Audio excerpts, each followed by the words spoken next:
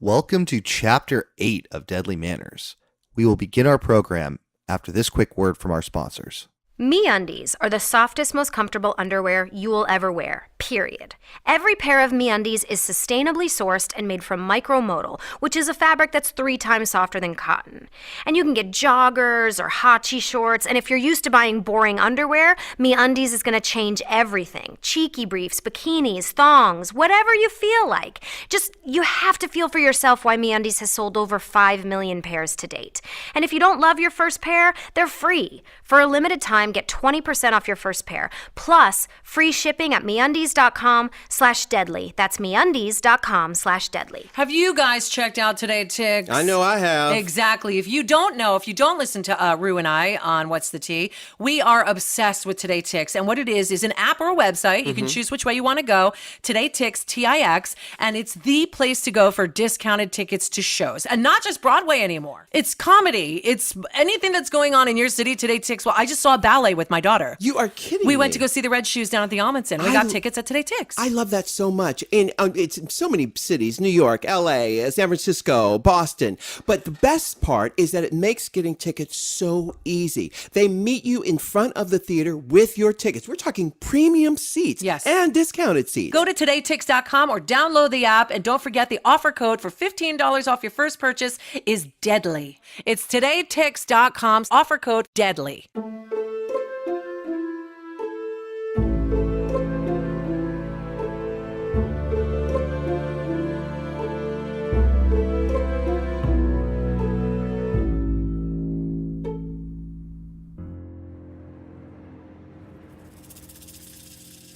Running ramshackle over voters and constituents alike, Roger more often than not got what he wanted.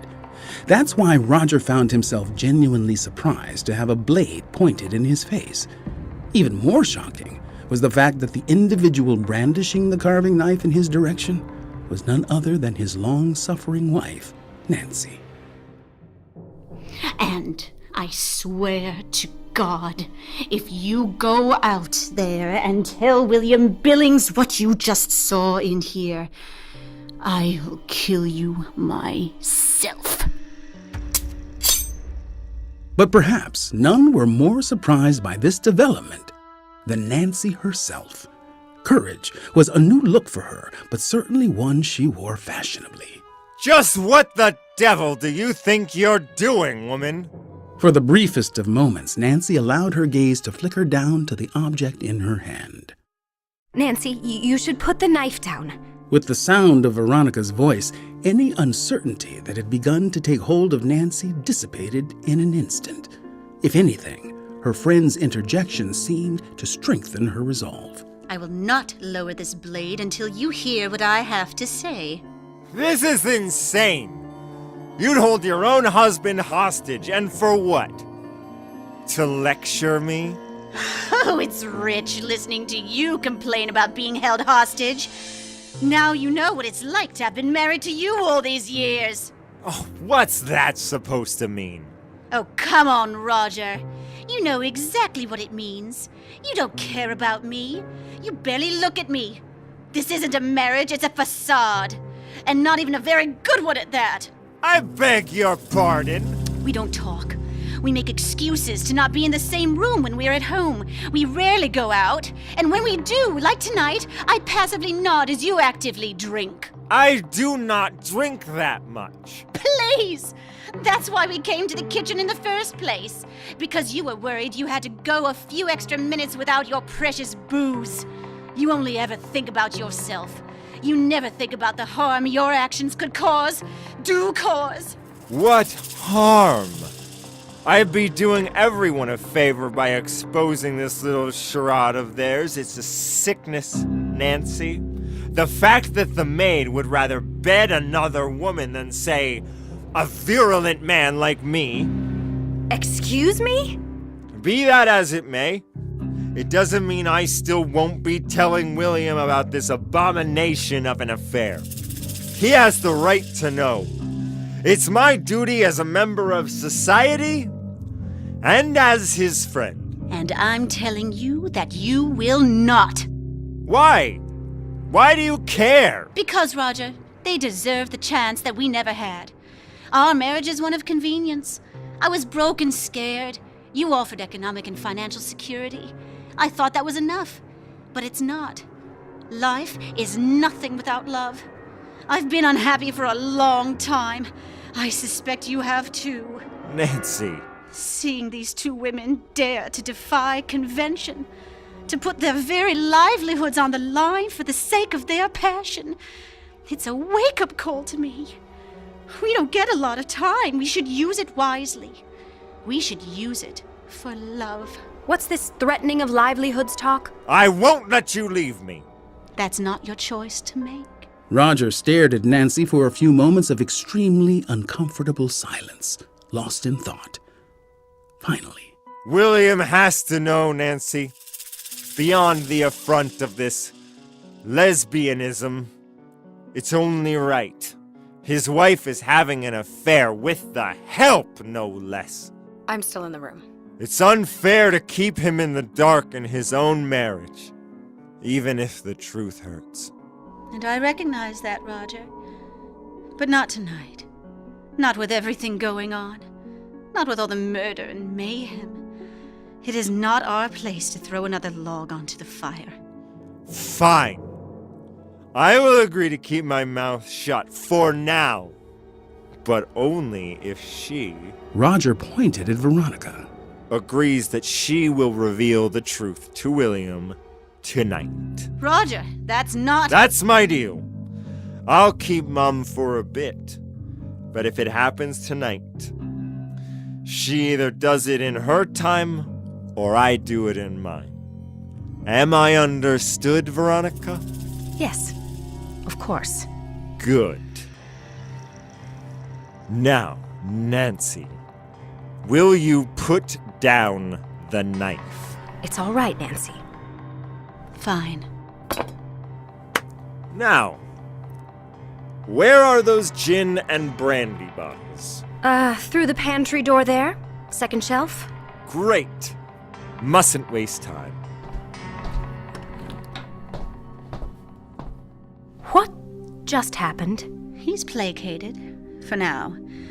As long as he has the promise of cocktails to get him through the evening, he'll keep his mouth shut. Nancy, You don't have to say anything, Veronica. thank you for sticking up for us, for me, for putting your neck on the line. Nancy shrugged as if it were standard operating procedure. It's time we all lived our best lives. If we all live through the night. Minor details. Thank you again. If Nancy heard Veronica, she didn't acknowledge. Instead, the newly empowered politician's wife stared into the distance, as if she were already dreaming of the life she planned to live. I better go check on him in the pantry. Make sure he's not making off with any more bottles than he's supposed to. Veronica and Beatrice watched Nancy walk off in silence. Several moments after Nancy disappeared into the pantry, Beatrice turned to her employer and lover with an expression of both confusion and hope. Are you really going to tell William? I know Roger's intent was malicious, but perhaps it's a blessing in disguise. Now is not the time, Beatrice. Well, if not now, when? At this, Veronica turned to her maid with an almost manic look in her eye. When we don't have guests to attend to. Back in the main room, the core group of guests were growing ever restless. Beleaguered by murder and lack of crudité, it seemed unlikely that morale was going to be raised anytime soon. As per usual, socialite extraordinaire Barbara DuPont was the most vocal about the group's woes. What on earth is taking Veronica so long with my snack? Honestly, her abilities as a host are about as strong as Fatty Arbuckle's were to say no to a sandwich. As if on cue, the Billings butler appeared at her side, clutching a bottle. Perhaps the miss would like another glass of vermouth. Vermouth! Has the alcohol supply gotten so low that you'd sink to offering me straight vermouth? What do I look like? A Bouvier? I haven't even had a vermouth drink since that terrible ordeal at Sardi's back in 1946. That's because it's a tacky mixer that's out of vogue and out of fashion. So, that's a no? Just Leave the bottle, George. As you wish, madam. Placing the bottle in Barbara's disdainful but eager hands, the butler quickly turned on his heel and put as much distance between the socialite and her crony as the room allowed. As he crossed the small expanse, he couldn't help but notice Olivia, sitting apart from the group, head placed sullenly in her hands. Concerned, he approached her. Miss Olivia? George. Is everything all right? Beyond the fact that people keep getting murdered in all sorts of grisly manners in front of us? Yes, I will admit that it certainly has placed a pall over the evening's festivities, and a few stains on the carpet. There's just gotta be something I missed. I was so certain it was the fortune teller, or Nancy, or... I honestly don't know. Still, the young Mrs. desire to deduce is nonetheless admirable. Thank you, George. I'd be more flattered by your belief in me if people didn't keep dying. Well, hopefully someone, if not you, gets to the bottom of this ghastly crime before this campaign of terror continues further. Hopefully. The butler placed a reassuring hand on Olivia's shoulder and offered a smile. Weakly, Olivia smiled back. Is there something else on your mind? It's just... I feel like these people have, I don't know, rubbed off on me. Maybe. I feel so detached. There are dead people piling up in this house and I'm not even scared. Like everyone else here. Just acting like the night should go on as planned. What else is there to do? I don't know. But this isn't normal, right? To not feel anything? Surely there is no protocol on how to feel in situations such as these. But a part of me also... Olivia paused as she nervously fiddled with the champagne flute in her hand. Miss? When I think about all the other parties, all the other guests, how awful they were to me, the terrible things they said about me, the way they belittled me in front of an audience but attempted to state their physical curiosities in private. Miss Olivia, are you telling me? I just mean, after all of that, the fact that somebody is picking them off one by one. Granted, perhaps they don't all deserve it, but some of them do. Olivia immediately scanned the butler's face, making sure he was still with her, that he wasn't going to turn and tell her mother that her daughter may in fact be of a disturbed variety. To her relief, he slipped her a small smile. I understand and agree completely. You do? Of course. Not everyone deserves the privilege that is bestowed upon them. I am of the mindset that on a night like this, the playing field is finally leveled. Death is the great equalizer of us all. Wow. You should write that down. Yoo-hoo! We're back! And we brought booze and bites. The maid, at the behest of Veronica, had sidled up to Barbara with a platter of organized treats. What is this? Water chestnuts in a brown sauce glaze. They're all the rage overseas. It seems preposterous. Now, Babs, hold on a tick. I think I've heard about this. Popular in Shanghai or Rancho Cucamonga or somewhere exotic like that. Oh? Well, I suppose I can give it a whirl. If the rancho set approve, of course. It does have a certain continental flavor. Satisfied, my dear? I did, after all, make special arrangements to have the snack made especially for you. It's fine, I suppose. And since no one here seems to have the appetite you do, my pet, I certainly couldn't leave the social scene's biggest asset famished. Now, just what are you? Anyway, I best go tend to William, my poor suffering husband who's been tending to his wounds alone while I've been slaving in the kitchen to find you some nibbles. Oh, yes. Ta! As Veronica crossed the room, the maid fell into step alongside her. Thank you for tending to Miss DuPont, dear Beatrice. Yes, of course, Mrs. Billings. We still need to talk. About what?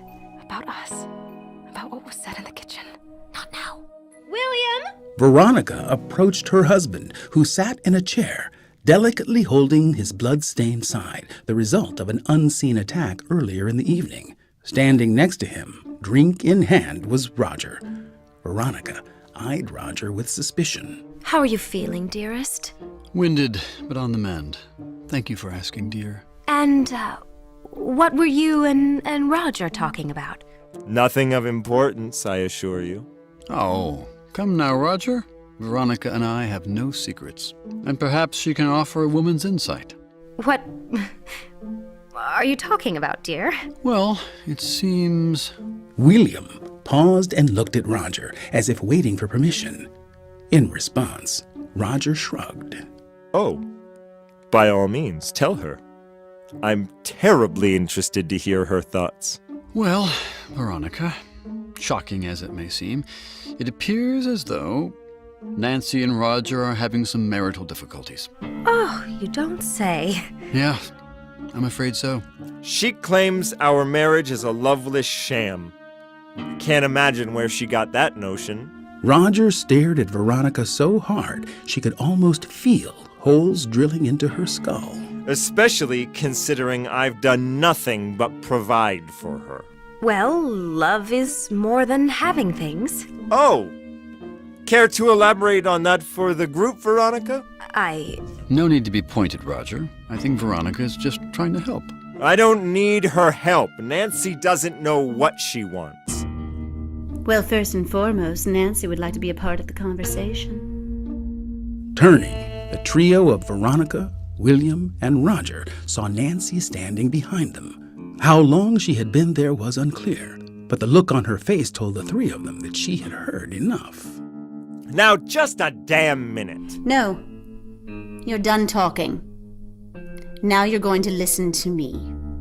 It's time for my story to begin. Without you. Roger's eyes grew wide in anger. How dare you? How dare me? How dare you? I was willing to keep this quiet tonight. I promised you I would. But as usual, you only thought of yourself.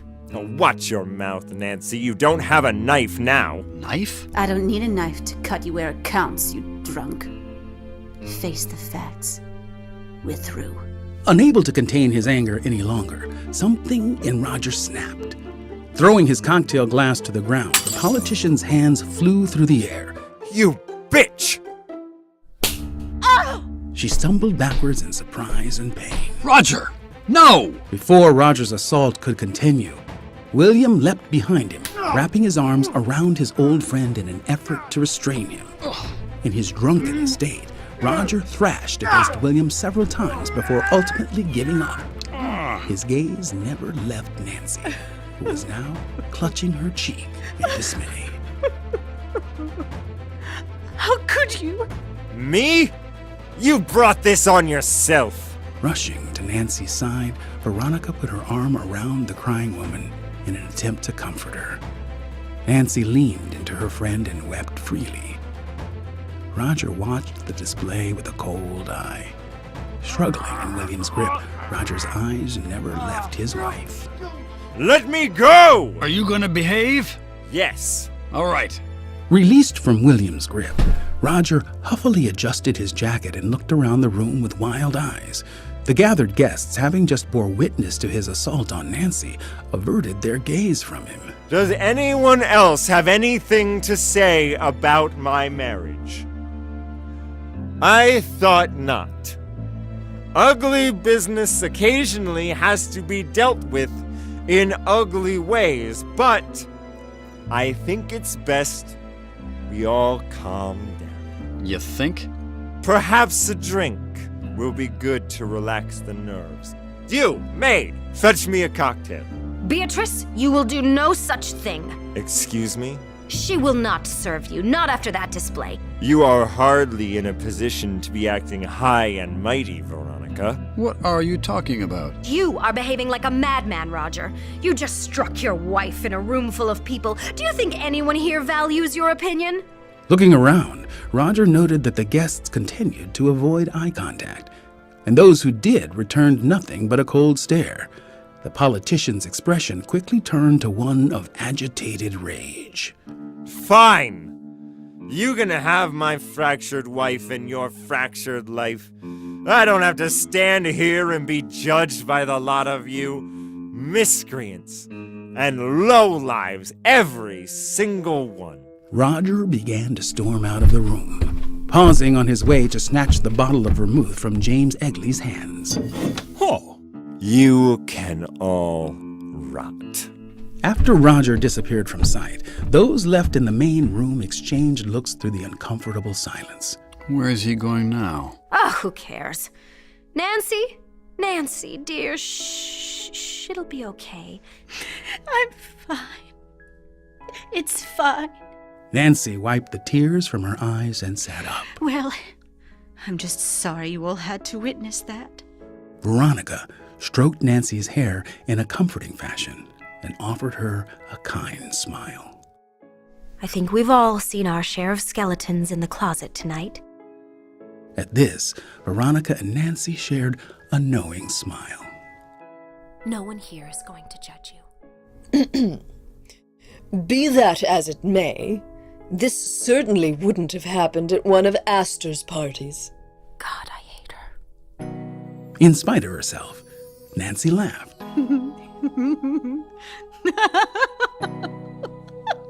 Now how about we get you one of those drinks, huh? I'd like that. Veronica helped Nancy to her feet. Beatrice, can we whip up a cocktail for Miss Calloway? Right away, Mrs. Billings. The maid left to fetch Nancy her drink. Calloway. Now there's a name I haven't heard in quite some time. How does it feel? Right. Like it's always belonged with me. The lights flickered, and various guests clutched each other in panic. Even Olivia braced herself against the shelving behind her, surreptitiously grabbing a candelabra as if preparing for defense. But a wave of relief washed over the crowd as the lights stayed lit. James, did you just shove the rest of those water chestnuts in your mouth? I figured if it was my time, I didn't want to go out hungry. Everyone's so jumpy. Well, not all of us have had half a bottle of vermouth. The real problem, aside from the murders, of course, is that the lights keep flickering on and off. The snow is nearly stopped now, so there must be something going on with the fuse box. Is that a big issue, dear? Well, it will be if the fuse shorts out for good. It could leave us all in the dark, which I don't think any of us want. Though it would be par for the course for a Veronica party. What do you suggest? I better go take a look at the box, just to be sure. Must you? It will take but a moment. Maybe I should come with you. Nonsense, darling. I'll be gone for only an instant. It's safer if you stay here. But is it safe for you?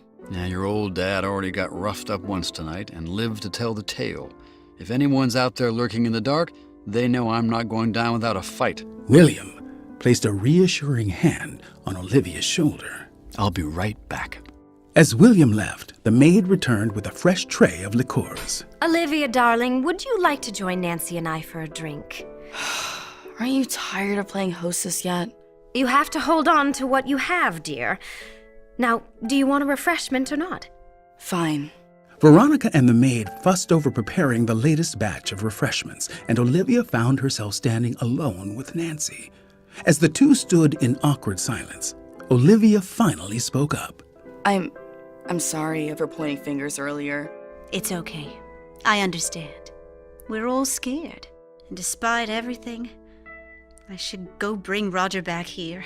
What? Why? Well, as you keep reminding us, there is a murderer on the premises. Roger and I may be over, but I don't need things to be that final, if you'll excuse me.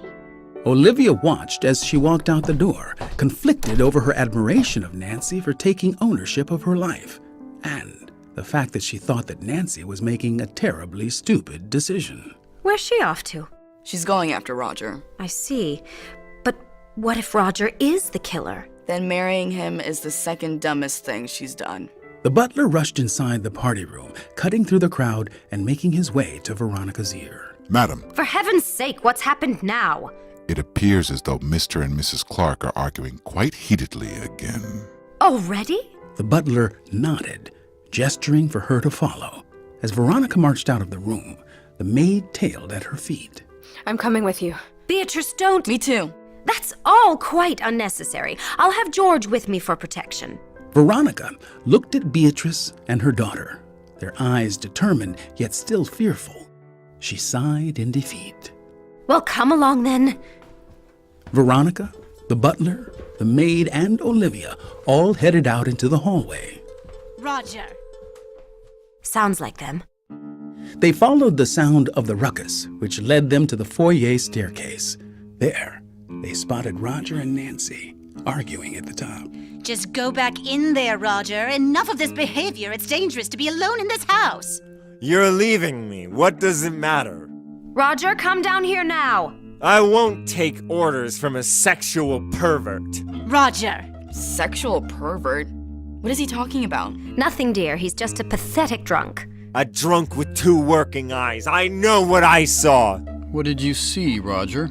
Veronica gasped as a door upstairs flew open, and her husband emerged from inside.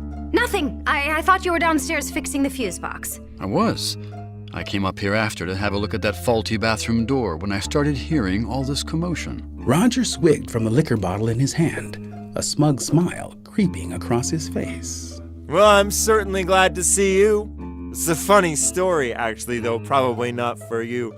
You'll probably want some of this. Just stop it. Enough. She's right, Roger. Just shut up already. Veronica ran upstairs with haste. She lunged at Roger, attempting to remove the bottle from his grasp. The butler ran after her, Olivia and Beatrice keeping up behind. Mrs. Billings! Mama! Madam! Roger squirmed as both Veronica and Nancy clawed at him. Olivia and the maid tried to grab his arms as he wildly swung the bottle around. You bras think you can stop me? Sir, please! Someone could get hurt. William watched incredulously at the scene unfolding before him. Everyone just calm down. This has to end. Oh, it will when you hear what I have to say. Reaching for the bottle, trying to pin his arms back, pulling at his shirt, a sea of hands groped and yanked at an extremely belligerent Roger, who seemed to be impervious to their efforts. And then...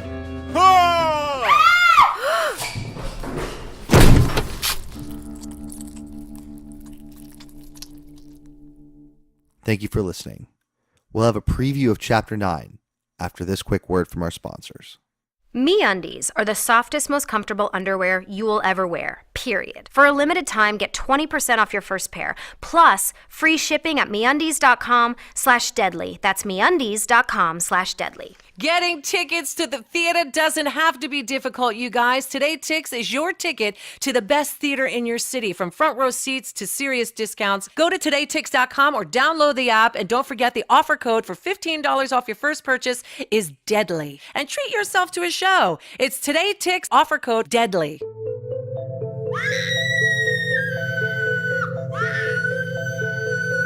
Oh no. Mr. Billings. An utter travesty. This was supposed to be my night.